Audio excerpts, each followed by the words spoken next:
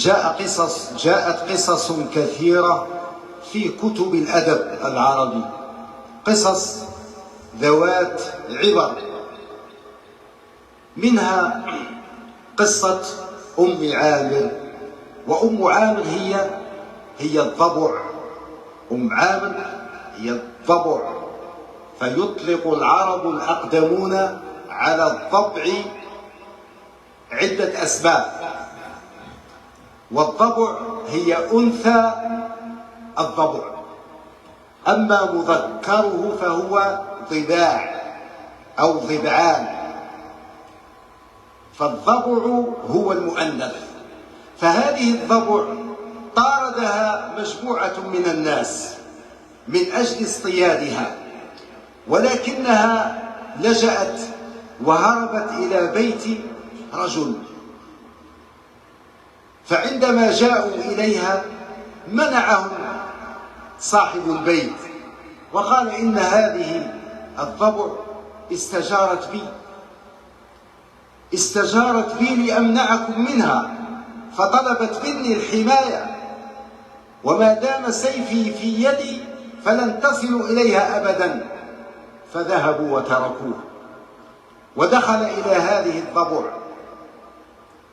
فوجدها تلهث من شدة العطش والظمأ، كادت تموت، فجاء بطست من اللبن وأعطاها من اللبن حتى تروت وعادت لها عافيتها وصحتها.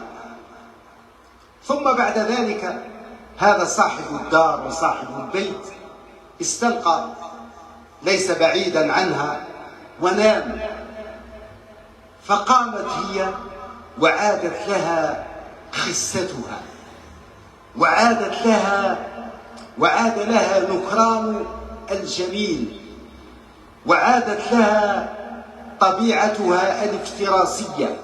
فذهبت إليه وغدرت به ومزقت أحشاءه وامتصت دمه، ثم خرجت.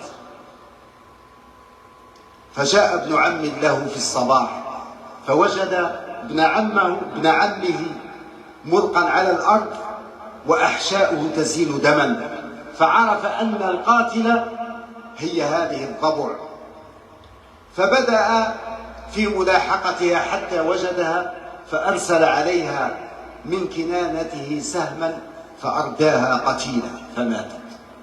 ثم قال أبيات شعرية تقرأ إلى يومنا هذا.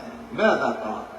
ومن يصنع المعروف في غير أهله يلاقي الذي لاقى مجير معامر، أدام لها حين استجارت بقربه طعاما وألبانا لقاح الدرائر، وسمنها حتى ما تكاملت فرته يعني مزقته بأنياب لها وأظافر. فقل لذوي المعروف هذا جزاء من بدا يصنع المعروف في غير شاكر. وكما قال زهير بن أبي سلمى: ومن يصنع المعروف في غير أهله يكن حمده ذما عليه ويندمي.